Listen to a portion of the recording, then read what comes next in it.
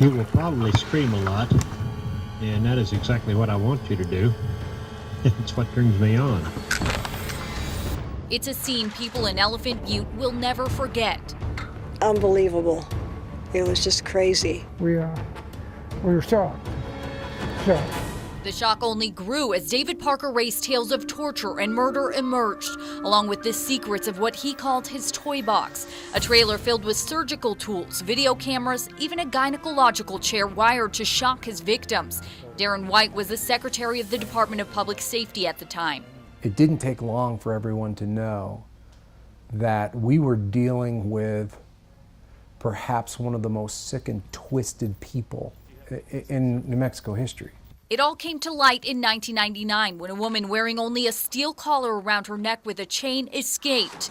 She ran down to the next house down here, and they called the police. State Police investigator Norman Rhodes took us to what's left of Ray's place. I think the best way to get out there.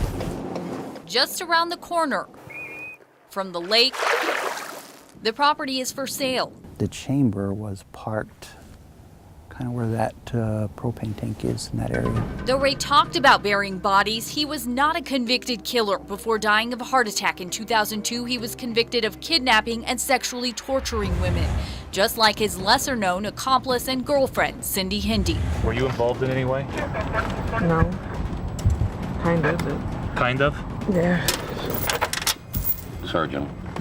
After taking a plea deal on charges of kidnapping and rape for her role in what happened here at Ray's Elephant Butte home, Hendy was sentenced in 2000 to 36 years behind bars. She was just as much responsible for what took place in Elephant Butte than David Parker Ray. Hendy's sentence came 2 months before a new law went into effect requiring violent criminals to serve at least 85% of their sentence, even with good time.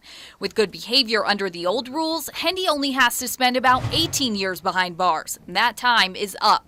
The parole board says Hendy only has to submit a plan for where she'll live after release. Once they check it out and approve it, she'll be out on parole for 2 years. I wish she would spend the rest of her life in prison. Questions linger about how much she knows of unsolved murders. Ray told her he killed at least 40 women, claims that sent crews searching for bodies over the years.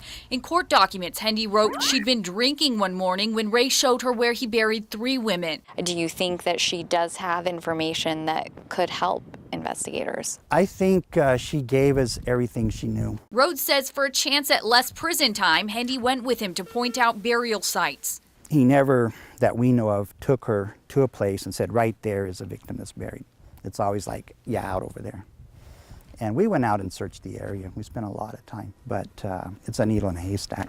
Do you think it will ever be solved? No, I don't think so. Just a big case with a lot of questions and very little answers.